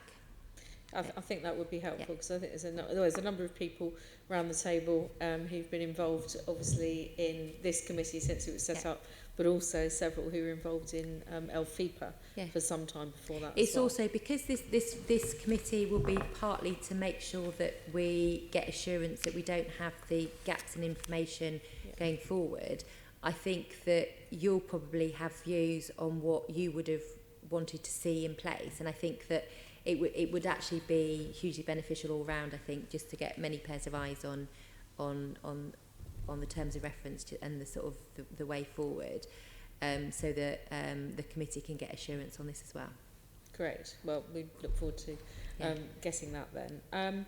How will the consolidated wellbeing strategy benefit the brigade's workforce? I mean, obviously that's something we also talked about in some length last time. I don't know who wants to come in on that for me. Well, perhaps if I make the general point that it's absolutely essential to supporting the first pillar, which is about our people, about it being the best people working in the best place. So when people feel valued, they're inevitably more productive. When people are well, they are present and delivering productively. So a good holistic wellbeing strategy is very important, again, for delivering the best service to Londoners. And again, it would be very difficult to credibly talk about our behaviours which will underpin the changing culture, particularly around compassion and togetherness, if we did not have a good wellbeing strategy. Again, and this is the reason why he is here, Tim has responsibility for wellbeing within people services and perhaps can articulate some of the detail. Thanks, Andy. I think, a new wellbeing strategy is probably rather a grand title for actually just, consolidating some of the things that we're already doing within the organisation. It kind of looks at three key things. So there's physical fitness, first of all. So building on the work we've done in terms of trying to improve physical fitness of the workforce, looking at fitness testing, the work that Greg Lessons has done a fantastic job on nutrition, that I know some of you have been involved in, making sure that we get, kind of a much wider kind of, deployment of some of the fabulous work that Greg's been doing. Also looking at lifestyle choices in relation to that. So we still, you know, as well as obesity, we still do have quite a high number of workforce who smoke, you know, who probably enjoy too much alcohol, and they should. So looking at those areas really key. The second area, which we'd all recognise as being so important, is around mental health. Still the biggest area of sickness absence within the workforce is stress, anxiety and depression. It's around continuing to invest in our counselling and trauma team, who do such a fantastic job. But it's also looking at modernising the way we view that and making sure that we have people within our workforce who can deal with it. So it's looking at our, you know, peer trauma support workforce that can do that, mental health first aiders, so making sure that people at multiple levels can provide support. And also looking at our employee support groups. So we have a number of employee support groups, thinking about United Minds, Menopause Action Group and so forth, who are doing a really fantastic job actually in supporting pockets of the workforce. And then the third area looks at workplace and actually what the workplace looks like. So that starts to tie in what we're doing around health and safety, starts to tie in around the environment that people work in. So bringing those three things together and making sure that we've got a consolidated wellbeing strategy rather than a number of kind of good areas all scattered around, I think will be really helpful in not just best place and you know, best people, best place to work, but also around delivering excellence as well, because we can't deliver excellence unless we've got a really kind of healthy workforce to do that. I think that's a really refreshing way of looking at it, because I certainly know that bringing mental health particularly onto the agenda has been something that has happened in the last few years in a big way. And, you know, every time, obviously, we always stress that that is absolutely no reflection on any individual firefighter's bravery or willingness to run into the burning building that the rest of us run away from, but that we do need to recognise that people need support because they are doing jobs that intrinsically involve that level of stress. So that's very welcome that you're, I mean, obviously fitness is quite important if you're running into the building as well, carrying loads of kit. I mean, I can't even pick up half of the uniform when you see it sort of next to the equipment when you go to visit stations. Can I just ask you about the progress that's been made in reviewing and quality assuring the operational risk information held by the brigade? And there's a whole project going forward on this, isn't there? Could I ask you to answer this one, please? So this is the fire station. Right. Yeah. So work is underway to look at the process of the operational risk and the risk database. We are working towards an IT solution that will allow us to do that. The project that's been set is we are now going to be funding, and it's going to form part of one of the action plans that comes out of the Grenfell Improvement Board that we established some time ago. So it will be part of the commission there, so we can keep an eye and a track on how we're going to deliver that going forward. In addition to that, part of that is reviewing the operational note that's associated with that, which will shortly be going through the industrial relations arena to make sure that that is fit and appropriate for purpose. So talking of Grenfell, I think one of the things that we covered last time when we met was that you were about to conduct an exercise to test new operational procedures on a mass rescue from a tower block and to see how they would work in practice. And I wondered if you could give us an update on any early learning that has emerged from that exercise. I'll perhaps start and then perhaps you can fill in with the detail, Richard. So we conducted the exercise on the 27th of February. Again, what I would say is that's not a one-off. We will be repeating that process, and I would open the invite up to everyone on the committee if they wish to attend. The chair attended, and I know that he found it useful, as did the deputy mayor and key stakeholders from the Home Office and from the National Fire Chiefs Council, and obviously colleagues from the London region of the Fire Brigades Union. I think the learning that came from that in the most general sense is that we were encouraged by the efficacy of some of the procedures we put in place. But what was most useful is it demonstrated to all stakeholders concerned the very real difficulty of operating in an environment in a high-rise block where the building has begun to fail because obviously it is not designed for those processes. In terms of progress, what I think it did is it validated our initial strategy and our procedure and policy, and it means we will be pushing forwards with the training that supports that. policy and procedure, and the procurement of equipment to support it, which includes, for example, smoke curtains and additional smoke hoods. But what I would say is recognising the very real operational difficulties. That policy is itself under review monthly. We are in almost continual conversation with colleagues from the London Fire Brigade Union about how that progresses. And I have written personally to the Home Office, to NFCC and to Matt Rack as the General Secretary of the National Fire Brigade Union to state clearly why we have taken the decision we have, the difficulty of the environment we are operating in, the reasons why we think we must press ahead with these changes to policy, and asking for their help and involvement in trying to inform the review of that moving forwards and any improvements that could be made. I'm not necessarily sure there is a lot more to add, but Richard, No. was there anything from that? No, there's nothing really more to add than that, other than our commitment is that we recognise that this is the start of a number of exercises. We are working very closely with partners from both the NFCC, the Fire Brigade Union, and also engaging with the Home Office. Recognise we need to have more of these events where more people can see the actual challenges and the practicalities of what we're trying to achieve. Also, it's worth mentioning that during that exercise we had colleagues from the ESN project, which is about the radio network system in the future, actually in control, watching the fire survival guidance operations there to see how a national project may be influenced by that fire survival guidance. So it is very much still under review in relation to a monthly review whilst things are catching up around changes in legislation and so forth. But we recognise that we do need to implement something.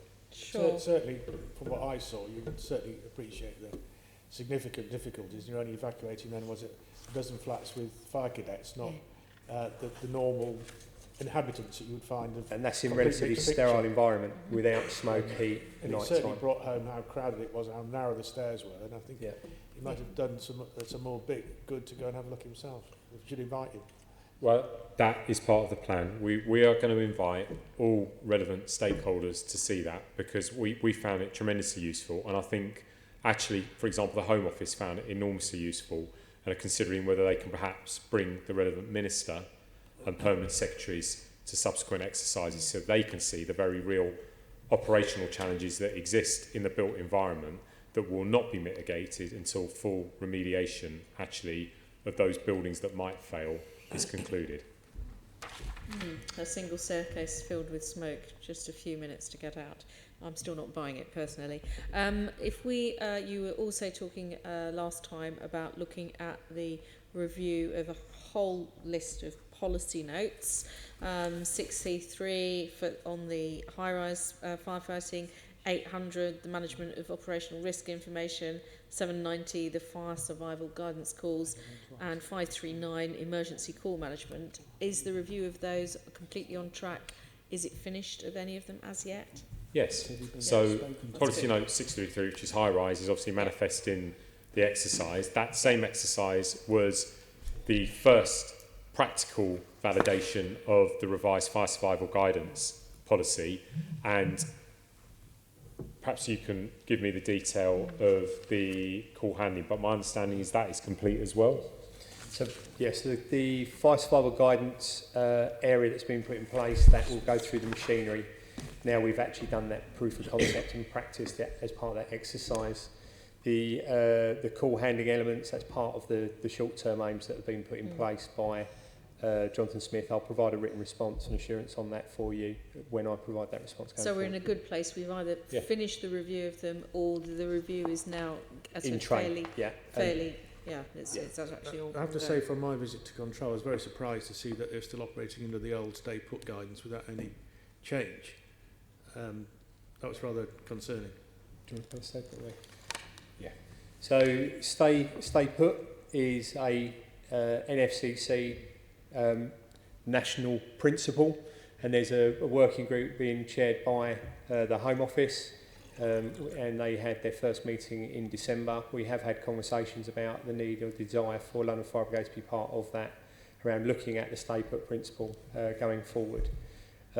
We still maintain the view and the assurance that if a building is behaving as it's designed to do, stay put is still the best place to be within the building. And the reason we have the high-rise policy 633 written the way it is to recognise any foreseeable risks that a building isn't behaving the way it is. We now have procedures and policies in place to carry out that fire survival guidance and evacuation process. So stay put principles still remain sound until such time as we've been guided otherwise by both the Home Office or the work the NFCC is doing to support that. Can I just ask you about the... Andy wanted to say something. Yeah, no, as an extension of that, actually, I think what I understand by your question is actually part of that exercise was testing new guidance that control would have to provide at the point the building fails. That is absolutely linked to it. But obviously, we can't do that until it has been tested and validated, and that is part of the process, because obviously the fire survival guidance process in its review recognises, just as the high-rise policy does, just actually as policy note 800 does in terms of going to a building, assessing the risk to firefighters and therefore amending a tactical plan. All of those policies, call handling as well, all of them recognise now in their review that a building could foreseeably fail, and therefore, as part of their implementation, revised guidance for frontline crews, control officers will have to form part of that, but it must be validated through good test exercises and, most importantly, good face-to-face training. So that, again, will take some time. So, in the... Oh, sorry, Fiona, you want to... I was just going to say, and obviously we were both at the exercise last week. The Home Office split between the high-rise block and the control centre, and next time I observe one of the exercises, I'm planning to go to control to see that end of it. So we'll make sure that members definitely have the opportunity of going there as well, because I think it's a two-ended process, as we know. So I think it's important to observe both. So along with the change or potential change to the stay put advice, one of the things that emerged from Grenfell was the issue about calling people back with fire survival guidance. How is developing that going in terms of the call centre? So that is a complex problem to solve. It sounds like a simple one to solve, but it's not. So John Smith, as part of the Control and Implementation Plan, is looking at the detail of that and is working with national colleagues, the national working group around mobilisation to look at how that might be achieved. There is an interim solution. I think there is such detail within this, it might be one of those things that we should write to you post-committee to provide the detail on. I think that's probably the wisest thing to do, actually. But I can assure you it is being looked at. No, it sounds simple, but absolutely, for anyone who's been in the control centre and watched the call handlers dealing with multiple calls from multiple sources at the same time, because, you know, clearly when one hopes it wouldn't, but it's a large incident like Grenfell happens again, it's not as though that you then know that everything else is going to stop. So they've got to be able to deal with multiple calls and at the same time as doing callbacks. What I saw was that there isn't a technological solution on the vision system to enable a callback facility. So it's a question of, I suppose, of pen and paper to write down phone numbers, which is not an ideal solution. Not ideal. Yes, currently, but I think this forms part of not just London, but national discussion about. So I was at the National Fire Chiefs Council.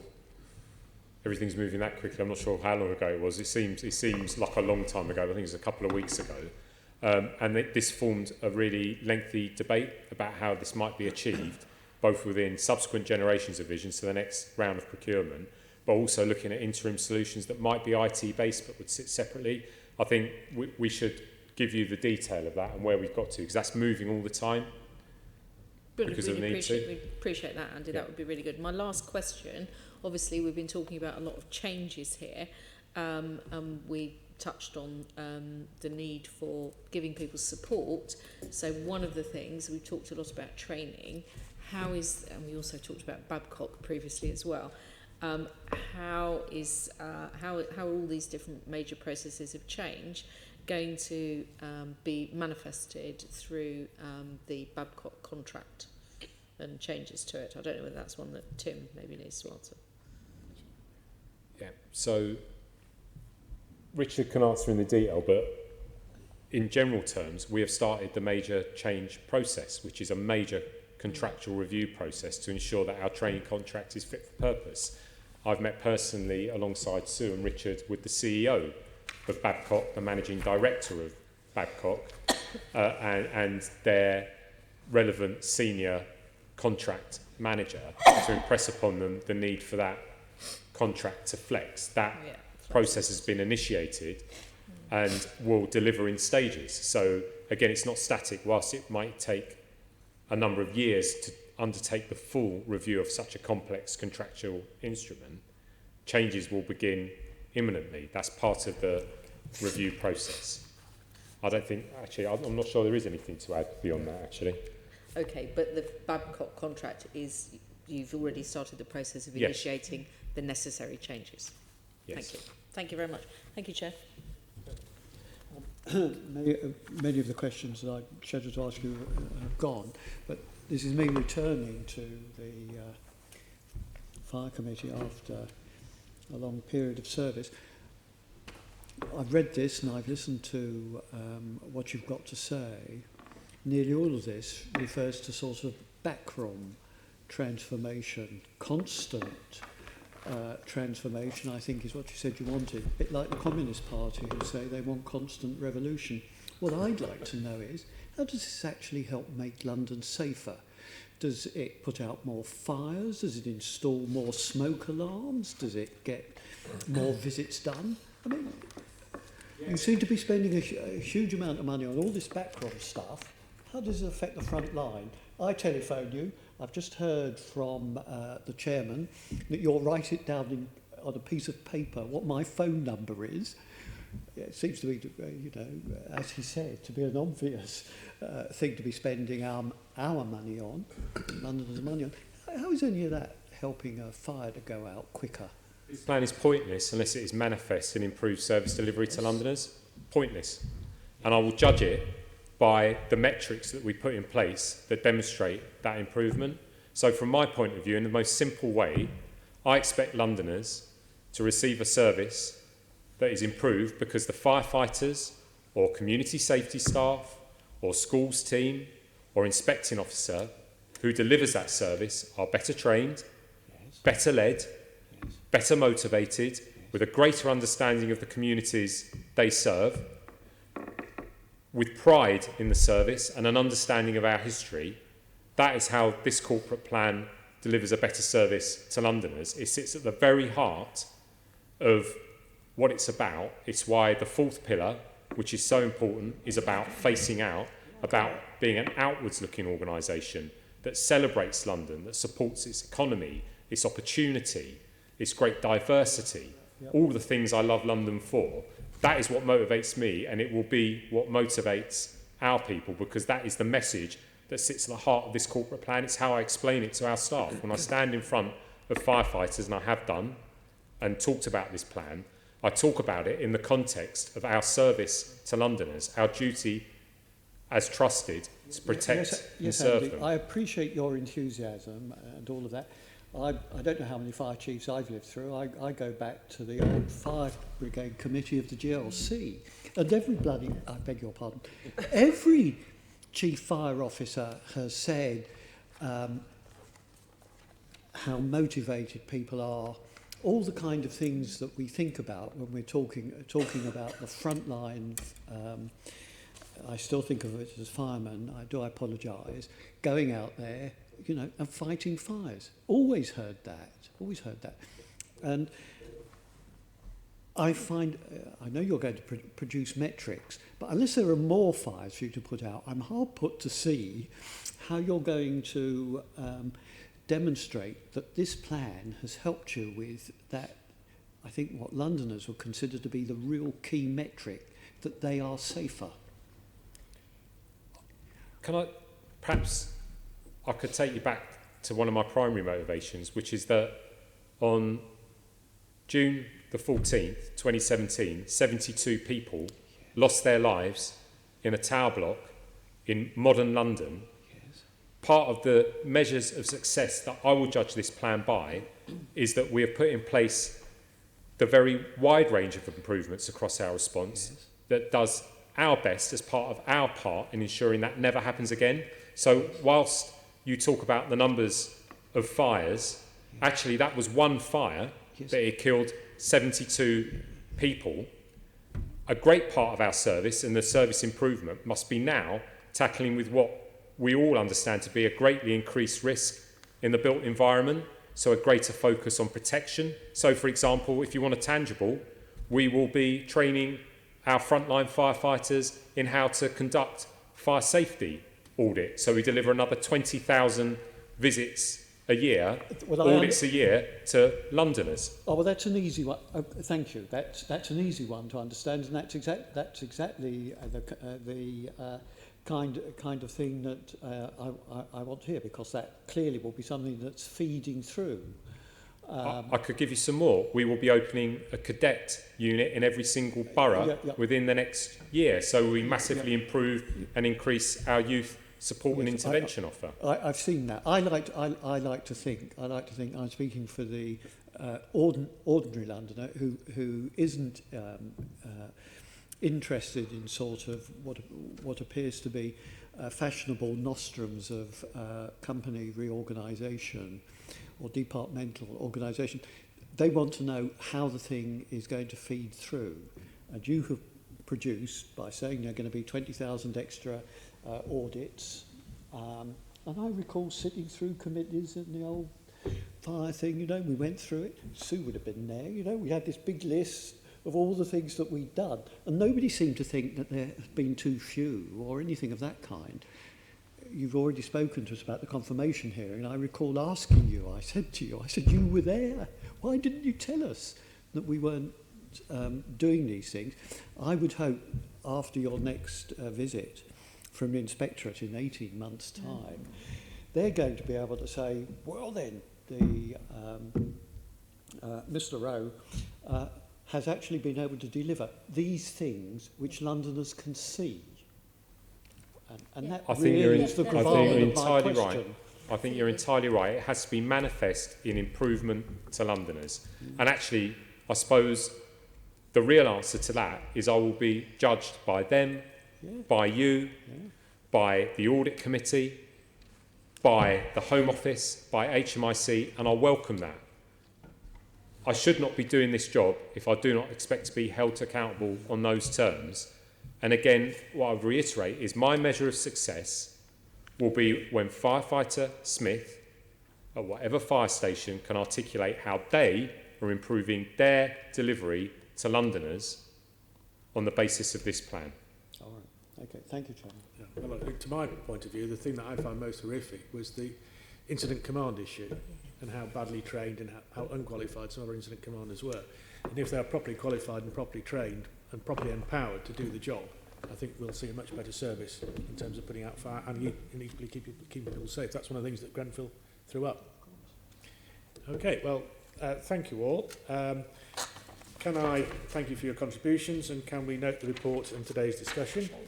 And can we also delegate authority to me as chair in consultation with party group lead members to agree any output from the meeting? Great. Thank you. We haven't quite finished yet, because we've got to the statement of assurance and the medium-term financial plan and reserves strategy. I don't think we need Fiona or Andy and Richard can stay if they wish, but this isn't going to take long. These documents come to the committee in accordance with the Policing and Crime Act 2017, and I ask if members have any comments on these documents. Well, I do, and here's one I thought of earlier with the help from our staff. The problem with this document is that it was drafted before the Grenfell Tower report, and it was drafted before the HMI report, and I think we've really got to draw a line under it and say, okay, we'll note it, but that we need to make sure that the next statement of assurance for next year, well, it'll be this year now, actually reflects some of the things we've been talking about. So we have to agree the wording today. That's a legal requirement. It can't be delegated. So I'll read out what we've got, and if anybody wants to amend it or have other things they want to say, please do. So it will read like this. The committee notes the Statement of Assurance 2018-19 that this forms the recommendation to the Mayor and that the committee makes comment that the next statement of assurance should include further information regarding the Grenfell Tower Phase 1 report and HMIC FRS report. Can we change the word should for must? Must. Okay. I don't have a problem with that. And then the second part is that the committee notes the reserve strategy and medium-term financial plan and agree that this forms our recommendation to the Mayor of London on the documents in accordance with section 327I of the Policing and Crime Act 2017. Can we agree with that? Agreed. Agreed. Okay, thank you. Move that back. So I think that's about it. Let me just check. Apart from date of the next meeting. Yeah. Sorry. On the. I don't think we've got any questions for Andy or Richard on the strategy. I think we've drawn a line under it now. Sorry? Drawn a line under the old statement of assurance, unless you've got any Chair, questions. can we record a vote of thanks for the Chair for chairing the meeting for the last year, because you won't be returning. So I see that the next date is scheduled to be on the 15th of May, by which time you will be ineligible to chair it, I believe, Chair. That's true. I shall be a civilian again. So thank you for your work. Yeah, thank you. Okay, any other business the Chair considers urgent? No, there isn't. Meeting over. Thank you all for coming. Thank you. GLA Chamber Sound. GLA Chamber